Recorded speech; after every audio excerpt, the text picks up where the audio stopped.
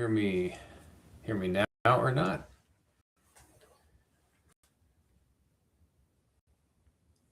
Okay, well, you may have heard me or just seen me speaking earlier. I was using my AirPods. Maybe those weren't working, but I'll go over it again.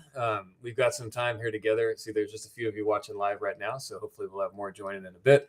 But my name is Ryan Smith. I'm the director of the fellowship using the Science of Engagement. I'm here at UT Austin. We're going to spend some time today talking about our program. Thank you, Cassie, for that. You can hear me. Thanks for that feedback. Again, thanks for the patience also as we had a technical glitch. But we're going to spend some time today talking about some of the background, the research behind the fellowship, kind of where we came from, as then look at one of our particular practices about reframing mistakes and how that helps teachers and students build that stronger engagement in the classroom. And then we'll talk a lot about what the fellowship for your teachers if they're going to join us next year. So we'll go ahead and jump right in. We live stream multiple different platforms. So if you have any questions, feel free to put them in the chat. If you are watching on LinkedIn or you're watching on Substack, either way, we'll be able to see those questions. So go ahead and post them there. Now I'm getting some feedback. Fix that. All right. So always like to start off with some of our data. Like I said, we've been around for about 4 years now with this version of the fellowship. And some of the best data that we've seen coming in, is really around, how teachers view the culture in their classroom, the mindset of their students. So really thrilled to show that, within 4 months into our program, Fuse teachers, are showing a reduction in their fixed mindsets by 25% into the program. Fuse teachers have students rated classroom cultures. Their students rate their classroom cultures 10% more respectful. And they report much less math anxiety in the class. We spend a lot of time with teachers thinking about how do we frame our language about mistakes? How do we talk about tests? How do we talk about grades? And all that leads to students feeling more at ease and more respected in the classroom. I'll talk a little bit about the reports that teachers get along the way as well. So they'll get some direct feedback from their students as to see if their particular students in their class are believing that it is a safe place to be, a safe place to make mistakes, safe place to raise their hand. They don't feel rushed, things like that. We'll talk about that in a little bit. Our students are also performing better on their math outcomes. So students in our program, they do like a pre and a post math assessment with their teachers. It's really short. It's embedded within one of the modules that students do. But students in Fuse teachers' classrooms are performing better on those math items as well. And then our last piece of data we always like to share, because our belief around building a fellowship is that not only are our teachers in our program, getting a deep dive into adolescent development and thinking through some key practices, they're also building their network to feel more as a part of something maybe larger than what they're currently, a larger team than what they're with on their campus. And their students are being more, they're being more engaged in their classroom. They're more willing to raise their hand. They're more willing to take a risk. And all that leads to a better culture, better environment for both students and teachers. And students in our Fuse, or teachers in our Fuse program, are half as likely to report feeling burnt out or wanting to quit the profession. And that's specifically focusing on 6th through 9th grade math teachers, which I know when I was, working with Round Rock ISD, that was always a hard position to fill. And all the districts that I talked to around Texas and around the country, secondary math is a place that when we get good people in there, we really want to support them, really want to build them up and make them want to stay there. And we're seeing some great results within Fuse on that teacher retention piece as well. So that's just a little bit of our data. If this, what you're hearing today sounds interesting to you and you want to talk about how it can fit with your district or your campus, we can go into a lot more detail on the research and the background of our practices that we learn. But these are just some of the broad looks that we want to share. I didn't mention too in the beginning, there's a QR code in the upper left. So if you're, like I said, if what you're hearing is resonating with you and what you are hoping to achieve, with your programs and your support pieces on your districts and campuses, you can always scan that code right there and directly schedule a time for us to chat. We can really customize our experience, to fit your needs. So we want to get to know you better, get to know how our work might support some of the ideas and some of the plans that you already have for your campuses as well. So some background on kind of where Fuse comes from. So it's really three main researchers, thinkers, authors, professors that have developed much of the science and the research behind where we are coming from. Dr. David Yeager, he's our lead Fuse scientific director here at UT Austin, and the leader of the Fuse program. So he is the person that works directly with your teachers. He shares with them many of the same adolescent development pieces and background and research that students in his courses here at UT get. He's also the author of 10 to 25, The Science of Motivating Young People.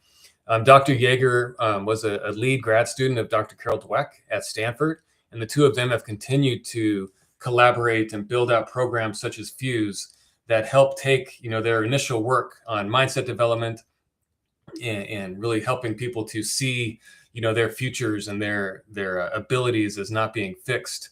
They worked together on so much of that early research, and David ran a lot of those programs, and now he and Dr. Dweck have worked together to really take that research, the next step of it, and build a program like Fuse, where that research goes beyond just being in papers and books and on binders on shelves and into practices that teachers can implement in classrooms.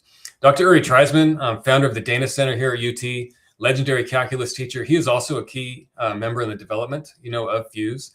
The practices that we learn from the way that he structures his courses here at UT, and in the ability to make students feel valued and that the level of rigor that he has, is attainable, has driven, a lot of our work in helping teachers around the state and around the country also build that culture within their classroom where the rigor is incredibly high, the expectations are high, but that level of support matches it. Dr. Treisman was really best well known for being able to take students from around Texas who were in the top 5% of their graduating class at their high schools, and really whether or not they had a robust and rigorous calculus experience in high school, able to make them feel that they had the ability to be successful in his rigorous class and continue in their math journey once they got here. So we took a lot of his practices along with the research of Dr. Yeager and Dr. Dweck, and then tied them together with many of the practices that we were seeing in the UT On-Ramps programs. So On-Ramps is a dual credit enrollment program here at UT where high school students can earn college credit at the same time they're earning high school credit. And we did a study to find really some outliers and some bright spot teachers, in that program whose students were outperforming their peers on AP exams. And we, brought all those teachers, about 20 of them, to UT for a week and sat down and said, okay, how are you structuring, the culture in your classroom? How are you talking about mistakes? How are you talking about grades? To the fact that students in your class are earning those high scores on their AP exams, and a teacher down the hallway, maybe the students are not earning those same levels. And took a lot of their practices, tied it with the research from folks on our team, and developed a set of practices in the fellowship for teachers across the state and the country. We want to talk about the disengagement cycle today, because this really, ties together the crux of everything we try to accomplish, with Fuse. And it's taking this initial belief, that you often see with a young person, specifically in a math class. We have teachers from multiple different subject areas, but mainly it's students in math, that math is hard because I am bad at math. So that internalized message that the reason that I'm not getting the grade that I want to get, or that I don't understand what I'm looking at, I don't understand what my teacher's trying to explain to me, is somehow an inherent character flaw on my part. It's just because it's who I am. I've never been good at math. I'm just bad at math. And that internalized message is so, often seen specifically in students who reach that middle school, age. They've gone through elementary, maybe they've always struggled a little bit. They haven't received all these great messages about like, you're a great math student, and now they've kind of internalized that.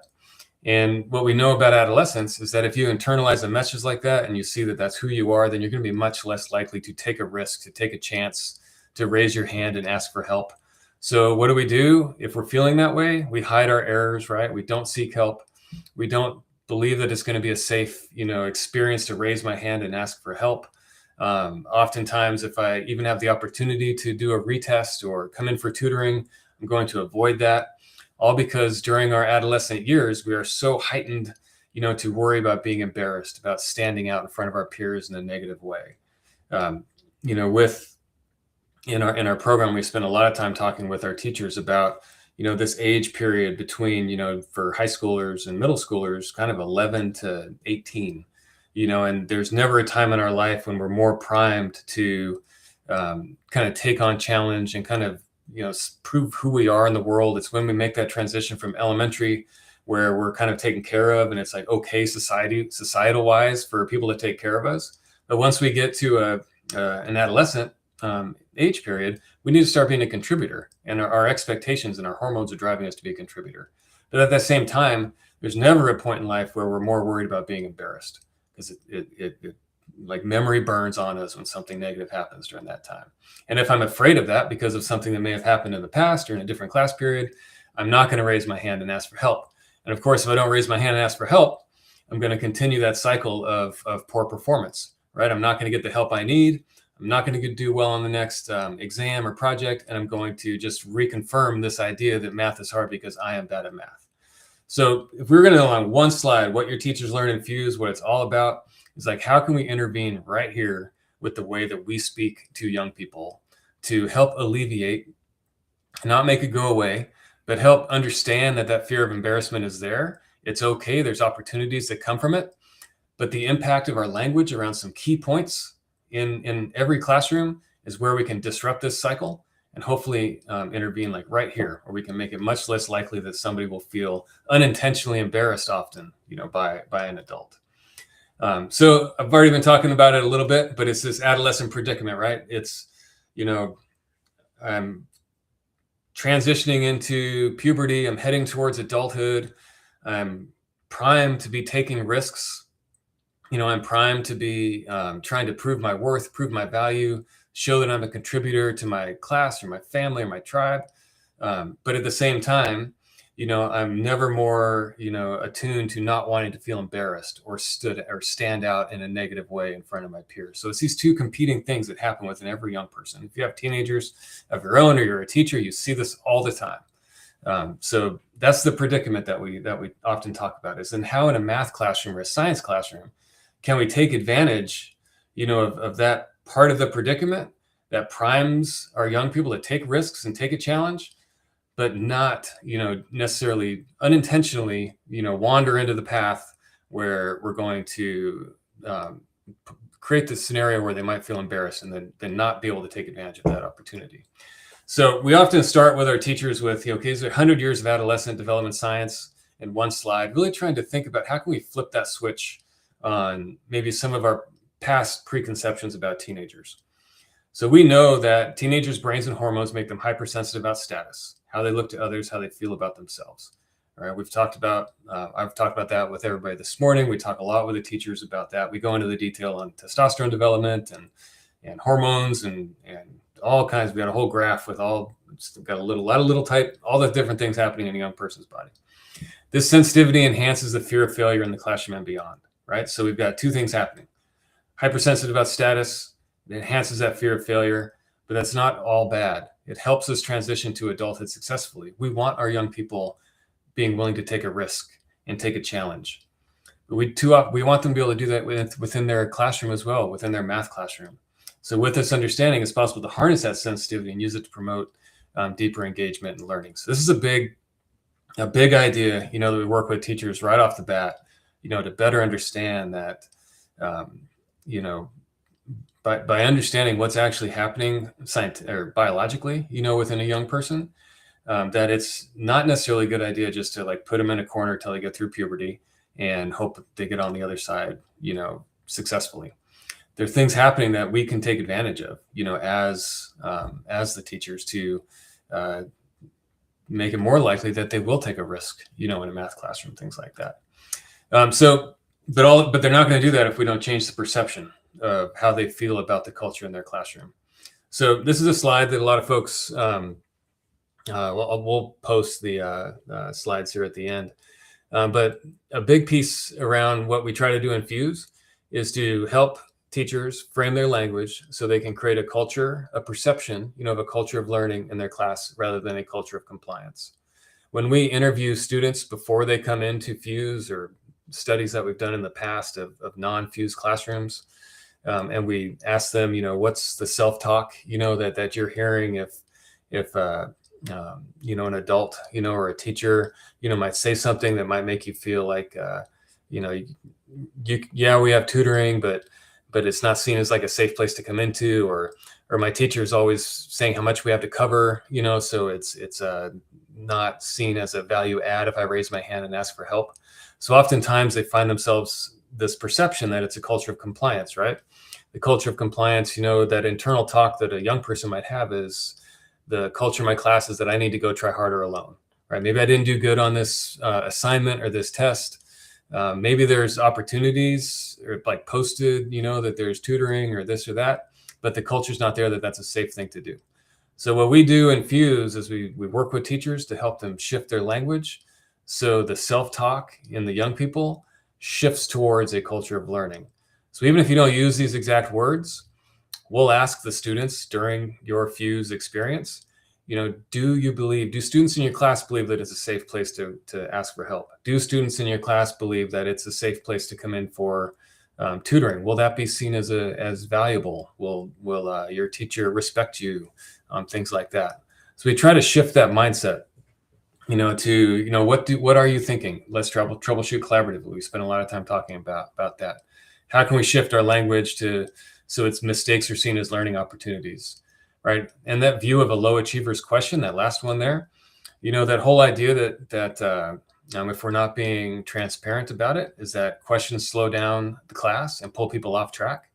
But we want to shift that, to questions or opportunities to clarify or deeper understanding. And when Christian talks to us a little bit about reframing mistakes, we spend a lot of time at the beginning of a school year with teachers to really think through, how do I talk about mistakes in general, to help shift the overall mindset of all of my students to be seen that even if it's a lower performing student who needs that help, if they ask a question that maybe a lot of students already know, then that's something that's praised, and that's something that's a value add to the entire class. So that is something that's seen as, informative, not just to that person, but to the collective, and that's how they contribute to their class as a whole. So a lot of what we do, within all of Fuse is about changing that perception. I wanted to add these slides, just a little bit more about the science. I'm not going to spend a lot of time on these, but I already talked about, testosterone, growing in all of our young people in all of our classes. The main thing to know about testosterone is there's an opportunity, that comes from that growing or that rising in all of our students. It's that they're willing to, take a chance, they're willing to take a risk, and they're also hyper attuned to signs of respect. So that's something that we want to get some background in the science on that. But they're also hypersensitive to even, what we as adults might seem as innocuous interactions, would make them think twice and can be interpreted as a sign of disrespect, or that we're not taking them seriously. That hypersensitivity, like I said, creates an opportunity for us. That small demonstration of respect is a powerful tool that's at every teacher's disposal. And we really help think through, like, what are those moments in a classroom? It's how you talk about tests, it's how you talk about grades, and things like that. Those are your moments that we work on. Specifically in math classes, it's that perception again. Like, if students in math courses start to suspect that their teacher doesn't think they have the potential to learn and improve, they may conclude that the teacher doesn't see them as worthwhile investment of time and energy. And we know all this from all the research and the studies and all the students that we've talked to about, what is that self-talk, or what are you thinking when your teacher says this? So it's really kind of an eye-opening experience for a lot of our teams of teachers to see what how they're often misperceived by young people.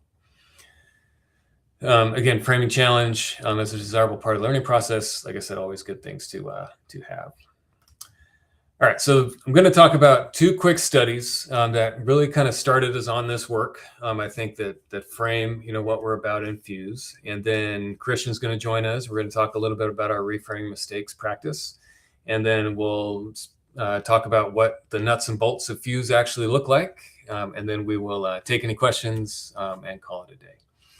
Dr. Yeager always likes to kind of open up with teachers when we talk about reframing our language and saying things in ways that tap into that, need for status and respect, and feeling that the level of support matches the level of rigor. So one thing we definitely know is that grown-splaining, over-intellectualizing something to a young person, never works. right? It's about framing our language, in key ways that make it more likely that we'll receive the most like charitable response from somebody. Because if you think about it, what we're really doing as teachers, specifically in a math classroom, is we're asking students constantly all day long to take a risk, to take a chance, or to change a behavior or try something new, or we're making requests, right? We're making behavioral change requests, to young people. And there's multiple ways we can frame that. There's like a traditional, like hard, like old school coach, you do what I say because I'm the authority figure and I know more than you.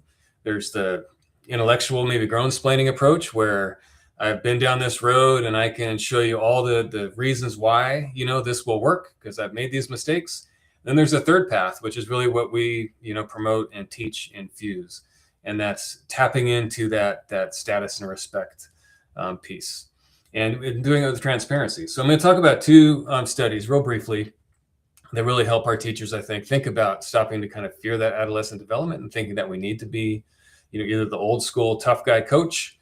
We call that a demander, a demanding mindset, or a real intellectual, approach, over explaining often things, but instead taking this path. So some of the early work from our Fuse team really started with a intervention called WISE feedback.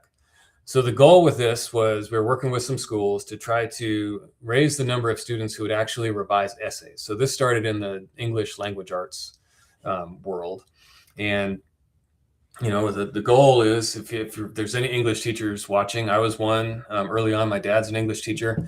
All I hear from my dad is about all the time he spends grading papers. I've heard it for, 15, 20 years, all weekend long. He sits in his chair and he grades papers. And I bet he's hoping and dreaming and believing that most of his students take that feedback, and they do something with it. They revise the essay. They, take all this thoughtful feedback and time, and it's seen as valuable to them. Oftentimes, I'm sure he's different. They all think that with him if he's watching. But for others, oftentimes, we do all that work, give all that feedback, and they look at it, and we know this because we interviewed him, is they look at it and they either like disregard it right off the bat, like they don't spend the time thinking about it, or they are offended, because they think that, I worked so hard, on this, and my teacher's, a jerk and just has all these negative things to say. So we wanted to run a few, trials and research and experiments to see how could we raise the number of students who would actually revise the essay. So you got a basic paper here, different kinds of feedback, kind of just what you'd expect, like a good job, some substantive feedback, give more detail here. I might be thinking of trying to take like a compliment sandwich approach, which typically doesn't really work because everybody can see that you're doing it, including young people. So basic, regular type of feedback that they would get. And with one group, the treatment group, we put a Post-it on their papers, says our WISE feedback approach. But basically, we put on there, it says, I'm giving you, this was like a message from the teacher. I'm giving you these comments because I have high standards and I know that you can meet them. So being transparent as to why I'm giving this feedback is because I have high standards for you. I have high level of rigor, high level of expectation. And the only reason that I'm taking the time to put this feedback on the paper and give them to you is because I know you can meet them, because I respect you enough to know that you have the ability and the desire, to meet this high standard. So I'm giving you these comments because I have a high standards and I know that you can meet them. The other group, the control group, got the basic, I'm giving you these comments so that you have feedback on your essay. So a way to kind of not really say anything, but I'm giving you these comments so you have feedback. It's kind of obvious. But we wanted to see, would just that subtle shift, in being more transparent and giving a reason as to why we're giving this feedback would have an effect and would have more students who actually revised their essays. So they were all, scrambled up, so it was all randomly controlled. Different groups of students got the different pieces. And we were excited to see, that about twice as many students who received that WISE feedback with the high standards and the assurance that we believed that they could meet them, or their teacher believed that they could meet them, twice as many of them went ahead and revised that essay. So it was a one-time experiment. with a group of teachers and group of students.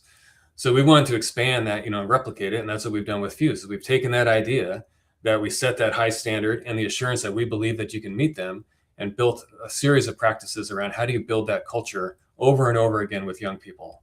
How, when you talk about your mistakes, how do you come back to that? When you talk about grades and tests, how do you come back to that? Always coming back to that belief that they can meet that high standard. And specifically in students who were lower socioeconomic students, different ethnic populations perform much better with that WISE feedback as well. And one other, so again, showed signs of respect. They try to meet that rigorous standards, high rigor, high support. Teachers in our program say this over and over again. It's not about lowering our level of expectation, not about lowering our level of rigor. It's not that kids these days are a whole bunch of snowflakes and they need us to take care of them. It's that if we want to keep our level of rigor high, then we need to communicate our support, and the perception of the support needs to match that for them to be successful. All right, so one more quick study I want to talk about framing language and about the impact that it can have, specifically on adolescents. A lot of times we get asked questions about praising effort and positivity. Those are definitely not enough. A lot of times when we are asking our students to take chances for us, take risks, just platitudes and, just praising for somebody, showing up, or something that's not seen as something that's really honorable. That's something we work with teachers a lot on as well, is that, as opposed to using a compliment sandwich, where, you showed up on time today. I got all these horrible things, not horrible, but all this feedback to give you that's, not really well, but you sat in your seat the whole time. Whether or not that's effective, everybody's going to see right through that. So if at first you don't succeed, try again. So just these kind of platitudes, that we see all the time. But instead, how can we really frame an ask, frame a request of something that is maybe not desirable, to make it more likely that a young person will meet our request. So this could be, if you're thinking about, you have a group of students who you want to maybe come in for a reteach, or take a chance and give a presentation, or things like that. How can we frame that ask? So we decided to run an experiment here about asking a group of college freshmen, to do something that's undesirable. And if we asked in one way versus asked in another way, would they be more likely to do that, to meet our request? So we needed something that was undesirable. And a lot of this was research around, trying to get students to, contribute, to their network, or their group, or their society, but in a way that, or asking them to do something that they wouldn't necessarily enjoy. So if anybody's ever tasted Vegemite, apparently in Australia they love it, but the rest of the world they think it tastes disgusting. So we used this, we call this the Vegemite study. So these pictures right here are pictures of college freshmen. This is what happens to your face when you taste Vegemite. So obviously it's an undesirable activity, maybe the same way that some of our students, react when we ask them to present in front of the class, or raise their hand and ask for help, or take a risk, anything like that. And we wanted to see is if asking in one way, a respectful way, versus asking in a way that might not be seen as respectful of the requester would have a difference. So different groups of students, and the request was, would you take part in a study, that would help students just like you. So we have a respectful way to ask and a disrespectful. One is looking at autonomy and competence, of the person you're asking, and one is threatening to that autonomy or competence. So we all started with the same first statement. So hello, my name is blank, and I'm a second-year medical student finishing basic sciences at one of the UT medical branches. I'm here to, a respectful way, ask whether you might consider taking this medicine. All right, so the ask is, I'm asking you if you might consider. Right, so the autonomy is still in your ballpark, or I'm to tell you that you should, take this medicine. So again, I'm telling you something you should do versus I'm asking whether you might consider. You are a UT student. So if those of you who aren't from Texas watching, if that's a honorific, or that's a sign of respect for most of us. So you did something well to become a UT student. You're a UT student, so I figured I would explain the scientific reason why it would be helpful for you to take it. So again, showing that respect to the person that you're asking. Or based on what I know about medicine and disease, the smart thing to do is to take this medicine. So the disrespectful way makes it about me, the asker, or if we're in a classroom, I'm the teacher. I want you to do this because I know it's good for you, and I've been teaching for a lot of years, and I know what's best. Versus you, young person, have some value. There's a reason that I want you to consider doing this for me. All right. So then some people have reported that this medicine is unpleasant to take because of the bitter taste. You already got that same message. The respectful group. You might find it helpful to think of that slight discomfort as doing your part to help others.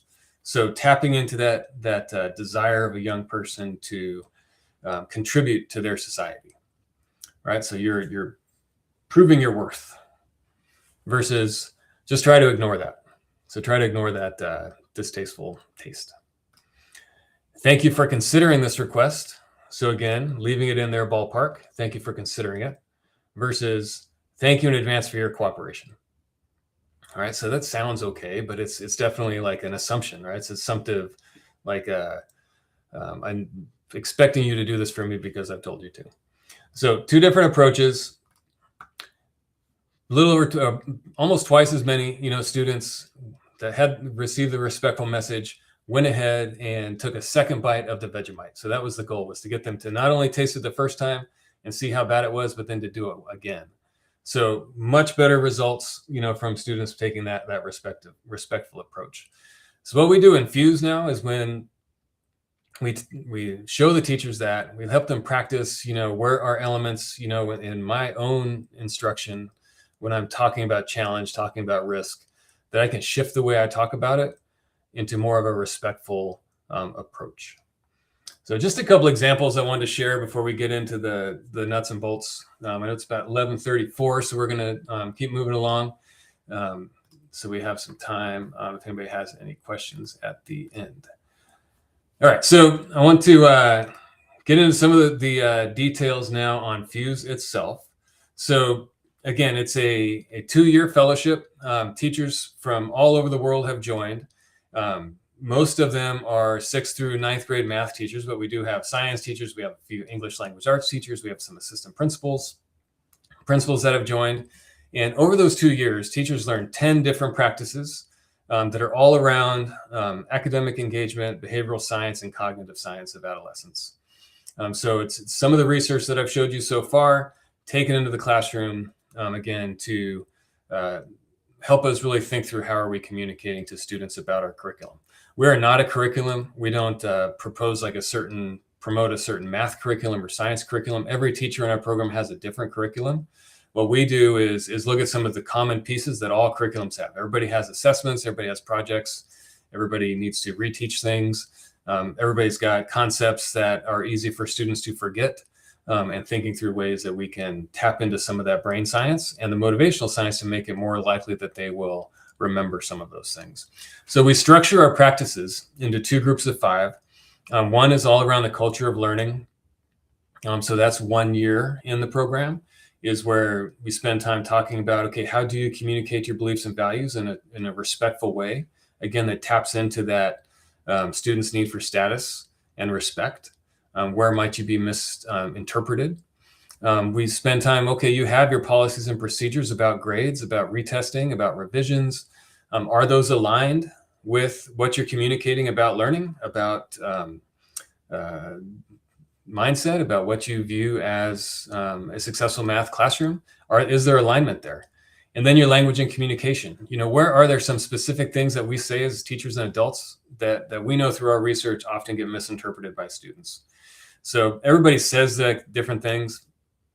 We'll talk more about this in a second, but I know when I was a teacher, I would often say, like, we've got so much to cover, or we've got to get through this today.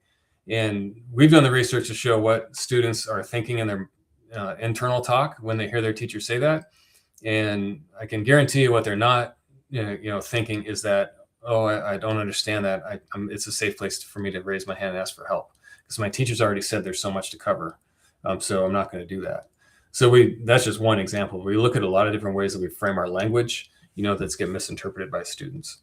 And then we've got 5 other practices, that teachers learn in the other year, or some in the first year, some in the second year, but they're all around the science of learning and how we communicate the science of learning to make it more likely that students will be able to recall information that they learned in October, be able to recall that, throughout the course of a year.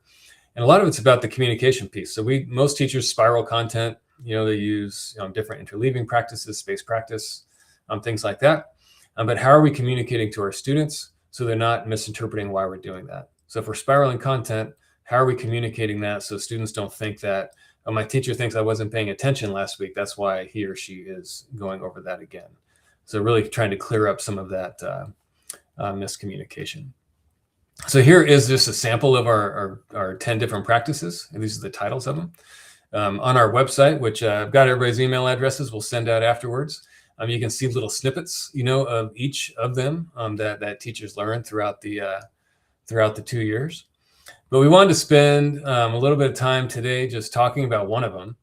So this is one of the first practices that teachers learn when they join the fellowship in the summer.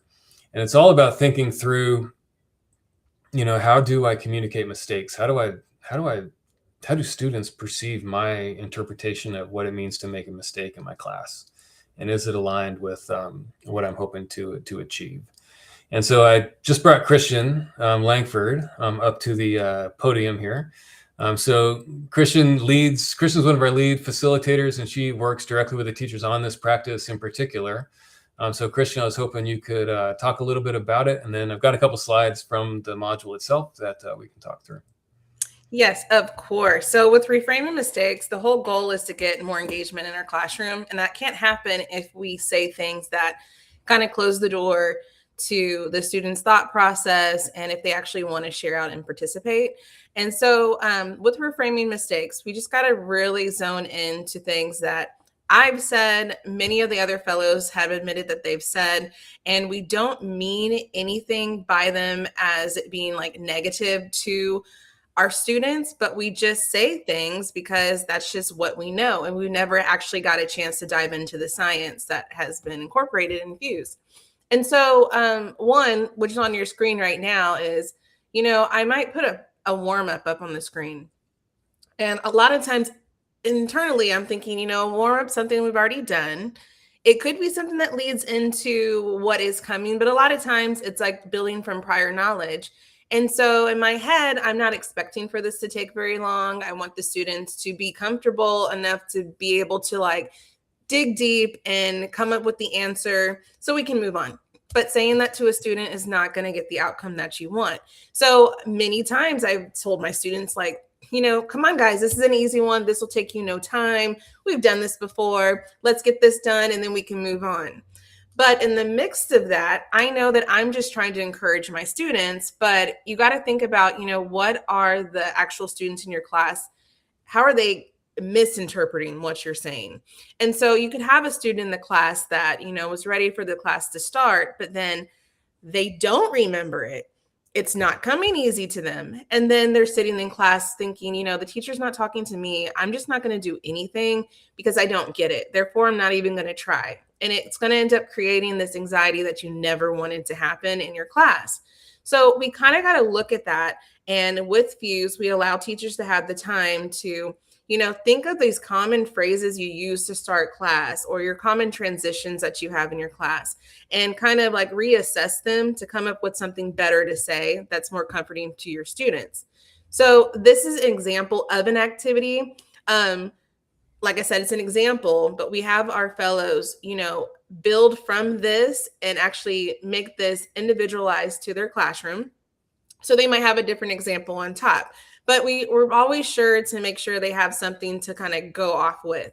So on the bottom, an example of what I could have said would have been something like, look back at your notes from yesterday to help you get started. You'll notice there's a problem that's very similar to it that can guide you if you're stuck. And I'm also going to tell them, I'm not just concerned at the answer. I want for you to get as far as you can. And I'm fine with that. And that's your way of getting students that maybe don't see themselves as finishing the problem. At least you get those students to get a good start with it, which is part of the engagement piece, which we can build off of. Now, moving along those lines, I think is there the next slide? Yeah, can I just add a piece Oh, on I'm this? sorry. I I'm was just just thinking, this reminds me of because I used to be a executive director of teaching and learning in Round. We were, buying new curriculum and we felt we were in a pretty good spot when it came to, and I know the districts I talked to, now if you're in Texas, whether it's using, Bluebonnet or Carnegie or any of the big curriculum providers that are out there, is if you feel like you're in a good spot, with the actual pedagogy and the curriculum and the units and everything like that, there's so many other little things that happen in a classroom, and things that are said, unintentionally by a teacher that we never really think about. And that's where Dr. Yeager and everybody on our team have done a lot of research around what are some of those moments, that we don't always focus on. And sometimes it's saying something as innocuous as this is an easy one, or, you guys should have learned this last year. That, until we've done the research, we didn't really spend a lot of time thinking about what is the emotional impact on engagement when something like that is said. That through our research now we know is so often misinterpreted, because we ask a teacher, like he or she would never mean saying something like, you should have learned this last year, as condescending or a put down. All right. We totally believe positive intent, but the impact that we didn't really even know we were having is harming math outcomes, because students are then less likely to raise their hand and ask for help. So I think just to sum up, like Fuse in general, as we spend a lot of time looking at those intangible moments, and really they're fixable, because they weren't intended by a teacher to be a negatively impactful moment. So they're easily fixable. We just need to spend some time identifying them and thinking them through. But yes, Christian, I'll let you go on. We have another.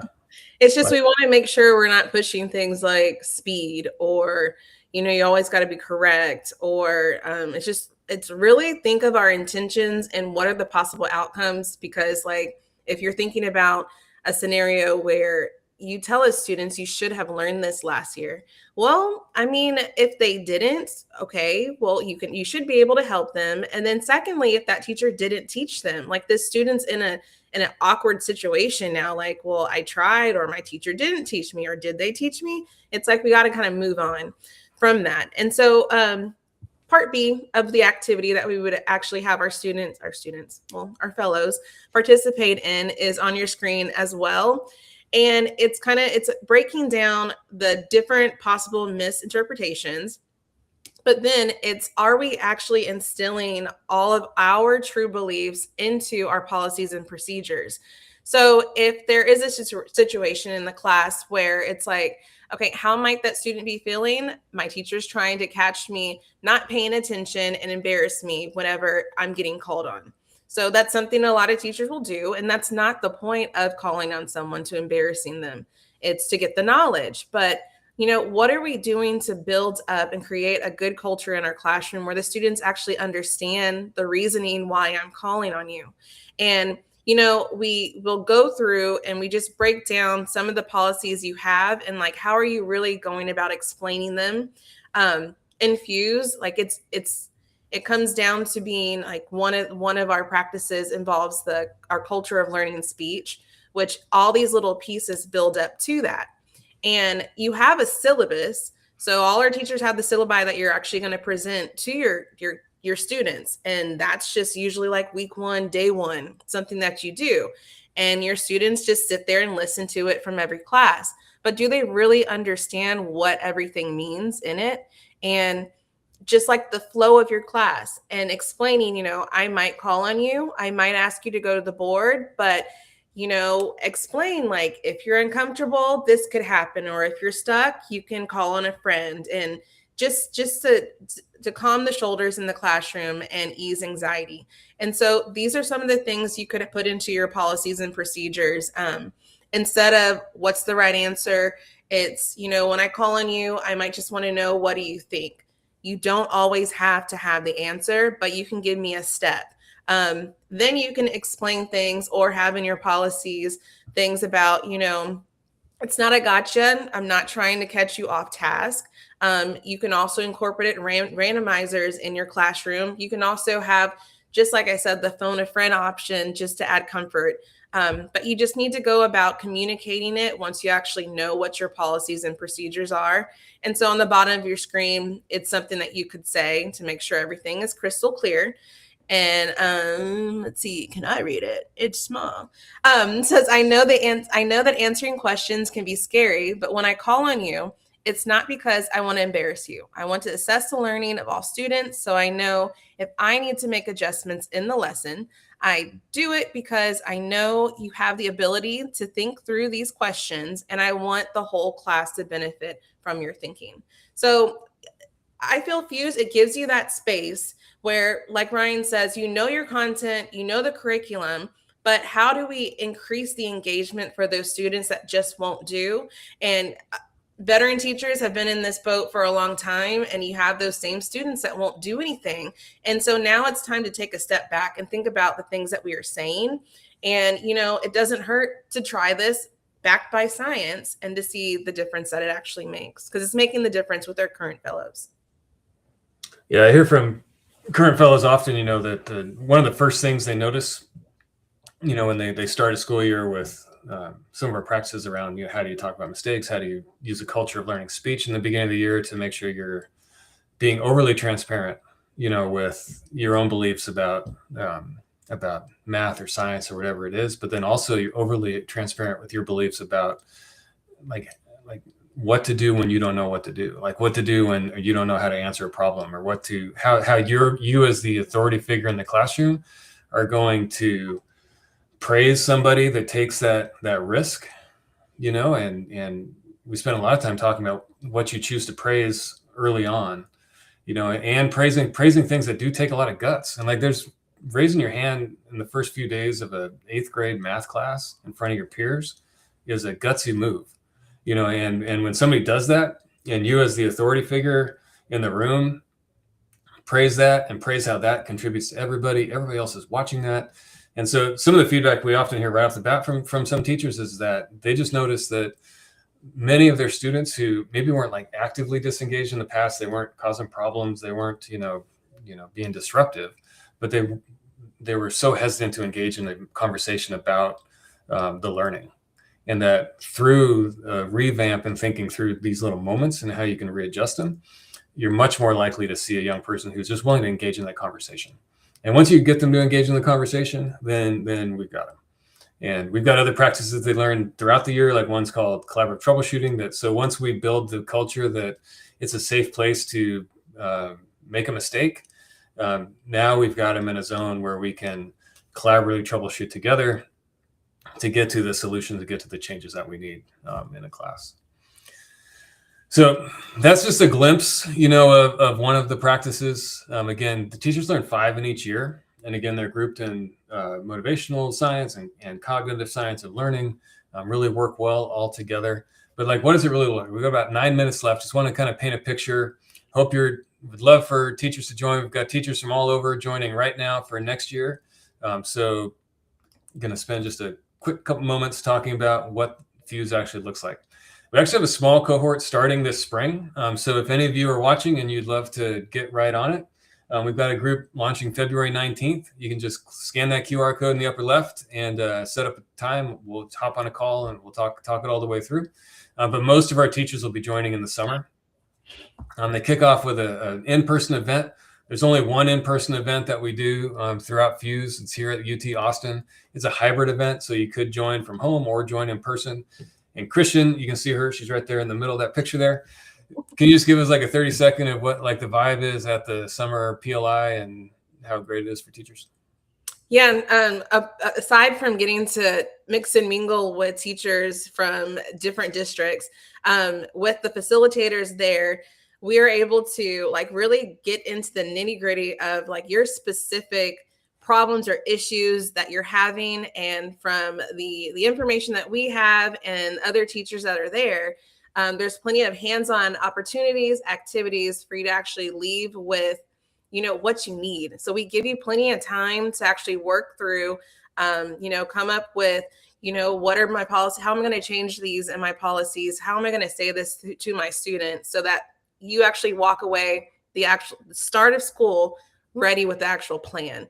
And so we're also going to have coaching sessions throughout the year. So after you get a chance to, be engaged amongst all of us, then you're going to see these same fellows, same teachers during these coaching sessions where, the facilitators will end up, checking in with all the teachers to see how things are going.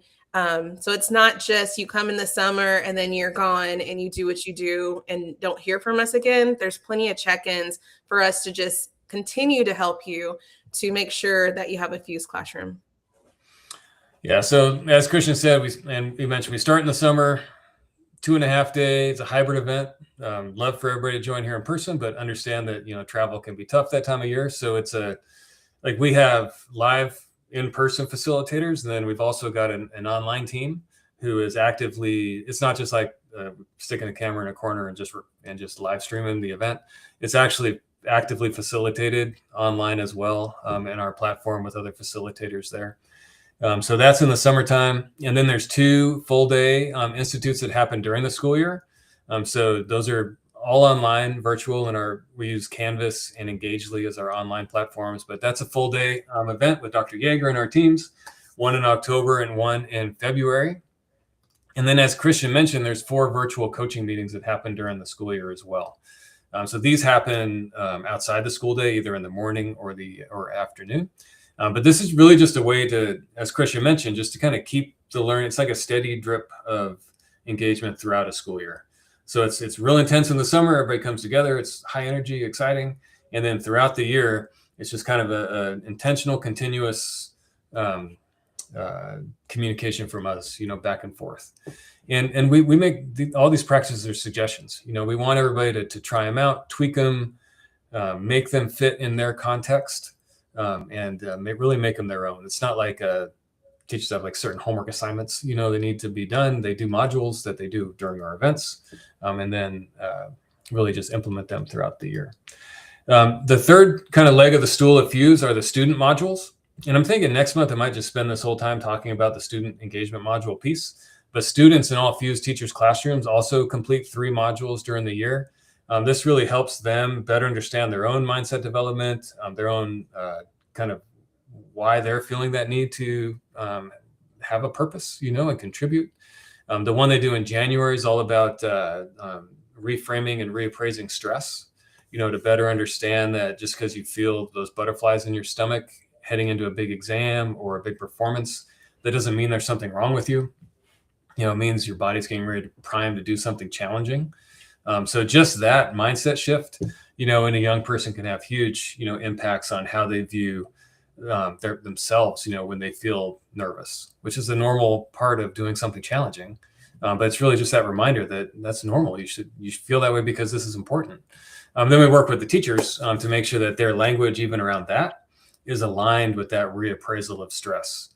So, and actually we have our spring institutes in a couple of weeks, and we'll be spending time at those talking about, okay, your students just did the synergistic mindset intervention where they learned how to reappraise stress.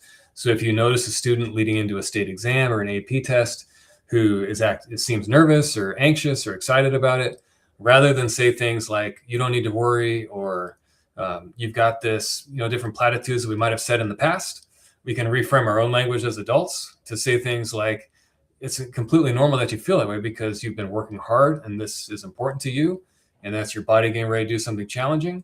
And if you didn't feel that way, that might be different. That might be weird. But the way you're feeling now is natural and normal and expected. So really just helping, again, as adults, reframing our language with young people. And the last piece, teachers in the program, they earn $1,000. So they get $1,000 honorarium that's paid half in the fall, half in the spring. There is a charge to school districts. Typically, a school district will sign up their teachers. So again, if you want to learn more about pricing for your own district, things like that, scan that QR code in the upper, I think it's in your left. It's the only QR code on the screen. It's in my left. But scan that. You schedule a time to meet with me. We can talk about costs, things like that. But all teachers in the fellowship program earn $1,000 directly back from UT for participating. And then a couple last things before we sign off for the day. We also do executive leadership series sessions, do 4 of them throughout the year. Got one coming up in a couple weeks. In our follow-ups, or if you go to our Substack, we've got recordings from the previous ones. And what these are is they're an opportunity for all the principals, assistant principals, central office leaders to also join and learn a lot of the same ideas that teachers are learning in Fuse. That whole reframing mistakes piece that we talked about today, Dr. Yeager did a whole session back in August. Again, I'll send that to everybody. I'm really working with APs and principals about how can you reframe your language about mistakes when working with maybe new staff members who you need to give some feedback to, and how can you give that feedback in a way that, again, has a higher likelihood of getting the most charitable response back. Thank you, Catherine, for putting that in the chat. Some examples we have are like, okay, you're a new assistant principal and you need to go have a conversation with a new young staff member who is going to have their first parent-teacher conference. And you don't want to come off as the leader as being condescending, or you don't want that person to think that you think they're immature. So what are some ways to structure that feedback that you can be more transparent in the beginning so you don't get that misconception?